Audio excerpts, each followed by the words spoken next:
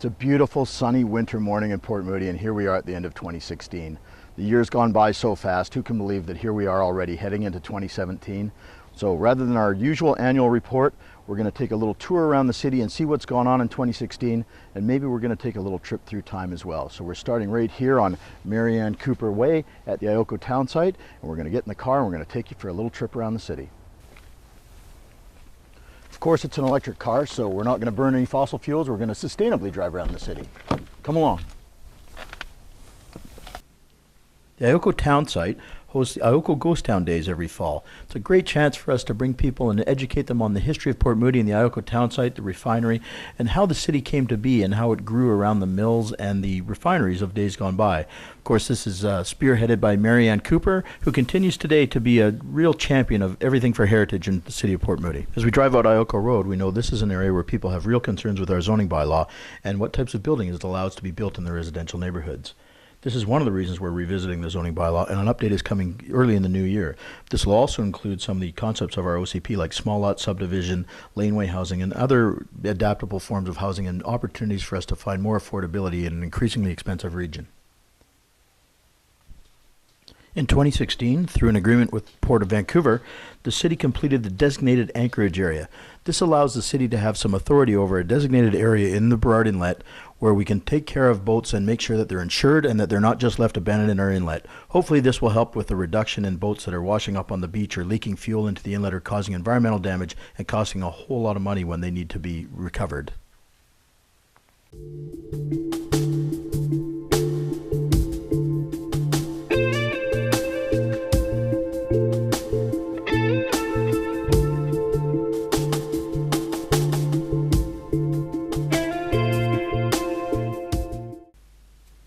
As we pull into the rec center parking lot, there's a little park off to the front of the skating rink that's been here for a while, and it got a serious upgrade by city staff this year. It's looking really good, and the kids really enjoyed it at the end of the summer.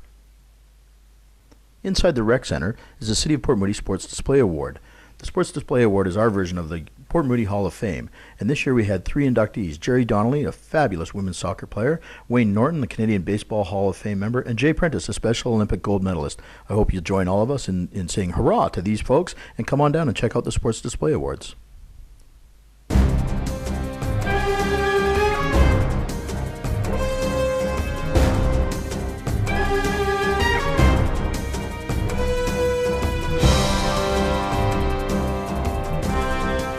So we're here on the Civic Campus. I'm standing in front of City Hall. Of course, over to my left we have the Public Library. At the back we have the Rec Center, and just over here we have the Public Works Yard. All kinds of things happen over here all the time between these facilities. It's almost non-stop throughout the year. So what do we have going on right now? The Farmers Market. The Winter's Farmers Market runs every Sunday over here in front of the Rec Center. Very popular event, brings in thousands of people each year. We had the Fingerling Festival, goes on over at the Hatchery, just off the Recreation Center. In May each year, again, brings in thousands of people, young families, kids. It's turned into a massive Enviro Fair, including the Rec Center and the area at the creek, and people get to come and actually let some fish go. We have Public Works Day, Public Works Week actually, but we have Public Works Day where kids can come down and adults can come down and learn about what goes on with all the trucks and all the equipment we have at the works yard, get a chance to talk to the staff and see what your city staff are doing to maintain all the services of the city every day. This year we had Oktoberfest out back on the tennis courts, massive event, attracted a lot of people, came down, lots of fun, lots of festivities, food, and of course some German style beer. Really good time had by all, and I hope that they'll come back for 2017. Also this summer, towards the end of the summer, we hosted the summer celebration out back of the City Hall here. Lots of kids came down, activities for kids with the library and City Hall staff out there entertaining. We had a really good time. We had about 500 people show up, come down just to enjoy a sunny Friday afternoon. In the winter, and coming up just in about a week's time, we have the CP Holiday Train. The trains roll in on the tracks out behind City Hall here. It's going to be a big festivity this year, including lighting up the tree in front of City Hall. Good time, lots of fun for families, and this year on a Saturday, and the time is great. Everybody can come down and really enjoy themselves. In addition to putting on Ribfest, Rotary hosts the Search for the Perfect Pint. Inside and outside of City Hall here, we've had a great weather the last couple of years, and dozens literally of vendors down here between the food and the beer. People coming down, a chance to try some of the local craft beers and even some imported beers, and our local restaurants and pubs are supplying food, and again an event attended by thousands of people having a really good time, and we've had great weather, and this is such a great venue for doing that. Everybody really enjoying that. the Public Safety Fair, which was put on by the Transportation Committee and city staff with help from ICBC and all of our public safety, police and fire. Great event. Bring the kids, bring the family, come down, learn about safety issues, traffic safety, pedestrian safety, safety issues around the house, all geared to educating people and yet having a good time. ICBC brings some of their props and some of their events down here to make it a lot of fun. And everybody's really enjoyed that, and it's very educational. We also do the bear aware and the greenscaping programs here. The last couple of years have been how to handle nematodes, how to have a pesticide-free lawn, how to do your gardening without chemicals. And our staff and others from the community come out and support that. We've had a lot of residents come down here and really take heart and find ways that they don't have to use chemicals and pesticides to have a really good yard. Another big event in the City of the Arts is the Port Moody Arts Association Show and Sale. Massive event, massive amount of art for sale. I've picked up a few great pieces down there, as I'm sure you have. Lots of artists on display, lots of local artists. A really neat place to pick up some local art. As always, you have to get there early. They sell out quickly and very competitive, but really good time and really highlights the local artists, and hosted over in the Rec Center again on a weekend where they attract probably 2,000-3,000 people come down and check out the art and sell thousands of pieces of art over the last few years. Of course, Port Moody Fire and Rescue continue to provide exemplary service to our community, both on the trucks, in the department, and out in the community. So this year they started a home smoke alarm and home safety program where they're going out into people's houses, helping them change the batteries and update their smoke detectors and making sure that their homes are safe and that any fire issues that they have in their house that they're aware of and that they mitigate them. Of course, they had a big fire in July at the mill site that really put their abilities as firefighters to the test, and again, they came through, as they always do, protecting our community. Port Moody Fire and Rescue is always working hard in our community, and their charity and their fundraising activities are second to none, from their support of Crossroads Hospice, Eagle Ridge Hospital, and of course the Firefighters Burn Fund, always out in the community working hard. The department also hosted a blood donation clinic this year where they recorded a record number of donations of blood. Of course, that goes to help everybody in our community. The pancake breakfast is part of Canada Day and Golden Spike Days.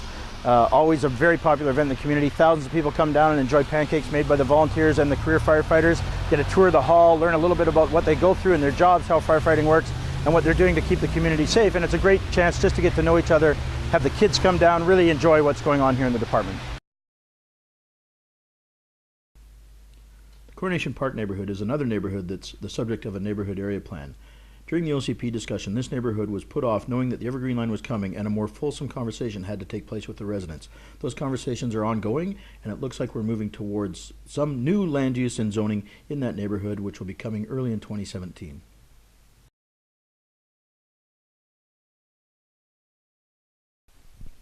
With the new Fire Hall 1 and the old Fire Hall 1 knocked down, and Council's decision to move the workshard to the old landfill site, there's an opportunity now to repurpose the land where the current workshard and old Fire Hall site were, near the Inlet Center area.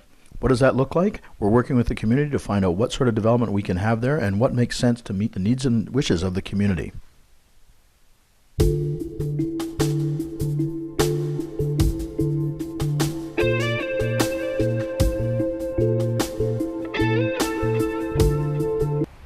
Just next door to Rocky Point Park is Inlet Field, where we had the Food Truck Festival this year. Beautiful day this time. They changed the time of year. They had thousands and thousands of people come out, enjoy all the food trucks, and after they had the food trucks, checked out the local breweries, and everybody had a good food-filled weekend, and really showed off some of the local food trucks as well as a couple that come from outside of our community, but really successful event that everybody really appreciated. Of course, Inlet Field is an area that the city is looking to upgrade the soccer fields there, hopefully move to artificial turf. We're working with the soccer club, and we're working, putting some money aside. We're getting some resources directed to that project, and we're hopeful that that project will get off the ground soon. We're hoping to put a sponsorship package together and come up with something that works for the community to upgrade that field. We have so many young people in the community now, and we really need those soccer fields.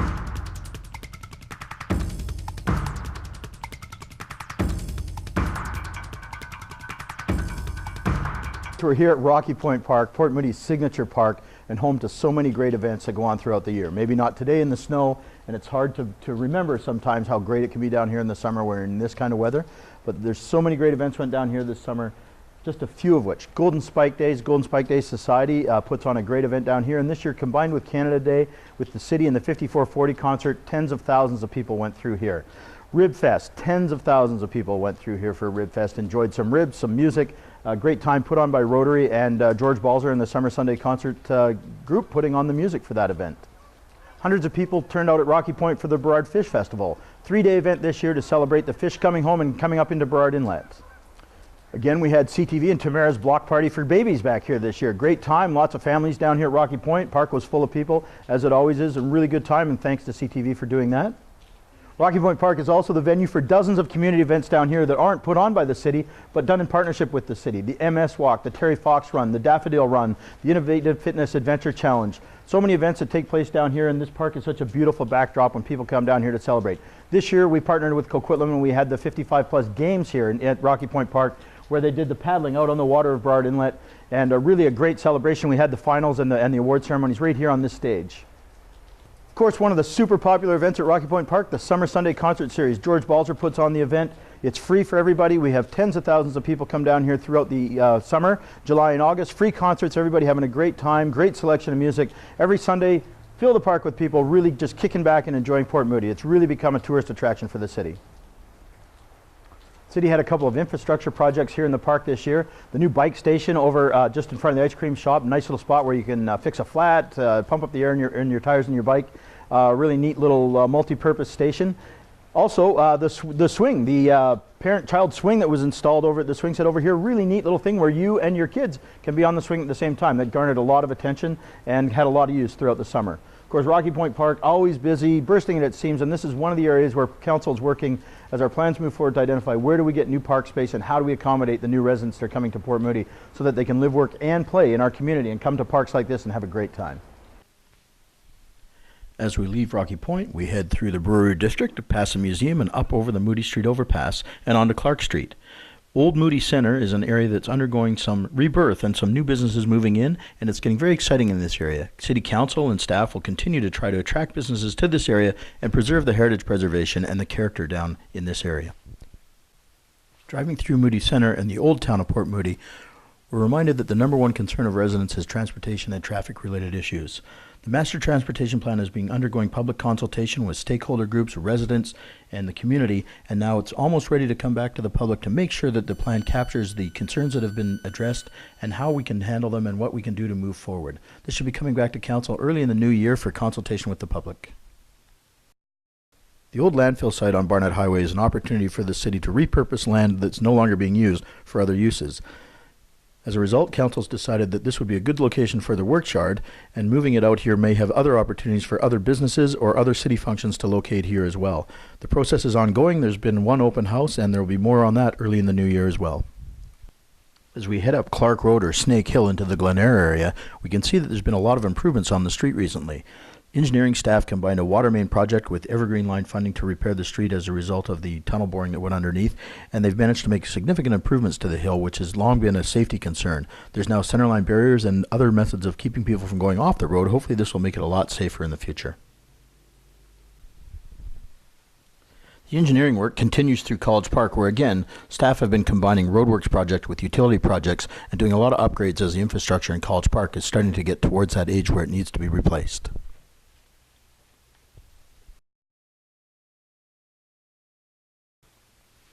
As we're headed towards Glenair, it reminds me that it's a good opportunity to talk about the parks work that's gone on throughout the city.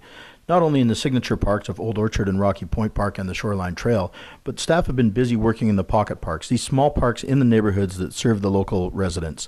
Ailsa Spray Park, where we're headed to, has had a major upgrade this year. Appleyard Court Playground in the Appleyard neighborhood and Cedarwood Park all have had upgrades. Also, the small spray park at the top of Hawthorne has also had some upgrades up on the North Shore.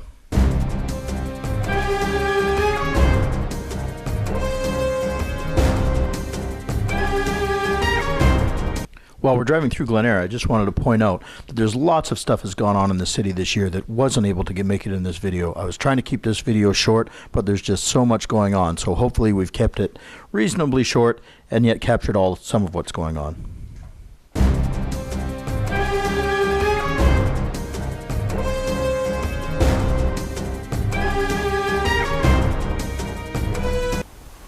Of course, we wouldn't be the City of the Arts without the great people here at the Port Moody Arts Center and the Port Moody Arts Center Society. They continue to provide exceptional programming and exhibits and education programs. Kids in here learning about the arts, adults in here learning about the arts, and amazing. The exhibits are really up a number of notches from where they were just a few years ago, drawing people from all over the region into the Arts Center and really putting us and this facility on the map and confirming that we are indeed the City of the Arts. Have a look back at some of the programs that went on here this year and some of the great things that are going on in the arts around Port Moody.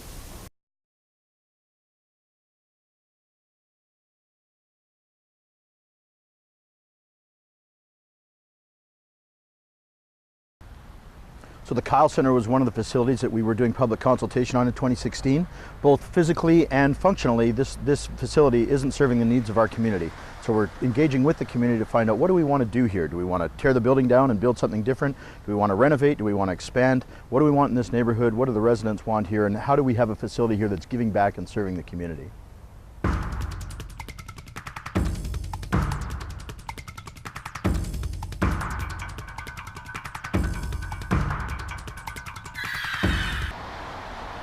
"2016 has been another great year for the Port Moody Police Department as they continue to provide a level of safety second to none in the Lower Mainland, the province, and throughout the country. The men and women of the Port Moody Police Department are working hard every day for the No Call Too Small policy to ensure that everybody feels safe in our community. Chief Rattenbury and his executive have led some organizational changes this year to create a community services section, including victim services, the volunteers, the crime reduction units, and now the mental health unit. This is the unit that was a top priority for the department to respond to the growing need for mental health services in our community. Port Moody Police Board continues to work on updating the strategic plan, and now with the retirement of Chief Rattenbury pending in 2017, recruiting a new chief to lead the department for now and into the future.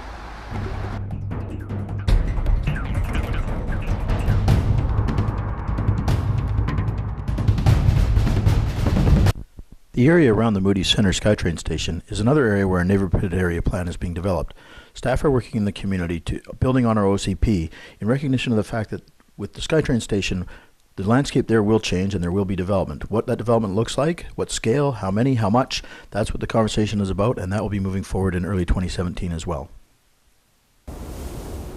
So without a shadow of a doubt, the biggest change to Port Moody in 2016, the biggest event in 2016, just sneaking in under the line, is the opening of the Evergreen extension of the Millennium Line, the new SkyTrain. After years, decades of talking about having light rapid transit in the Tri-Cities, LRT opens on December the 2nd.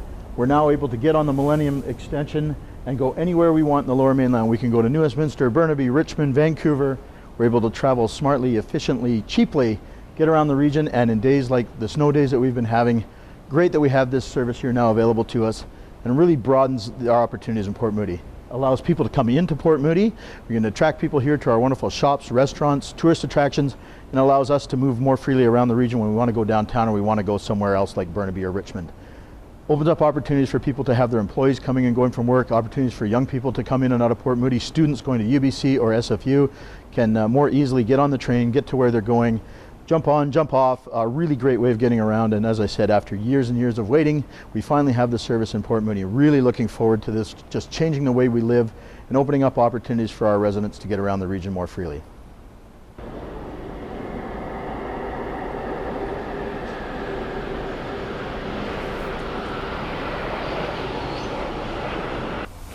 Of course, the best thing about the Evergreen Line, it can take you all around the Lower Mainland, but it also can bring you to the best city in the Lower Mainland. City of Port Moody. It's great to be home. On behalf of City Council and all of our city staff and everybody at the City of Port Moody, looking forward to another great year in 2017. I think we had a great time in 2016. I wish you all a very happy new year and all the best for a safe, happy, and healthy 2017. It's great to be home. Let me go home.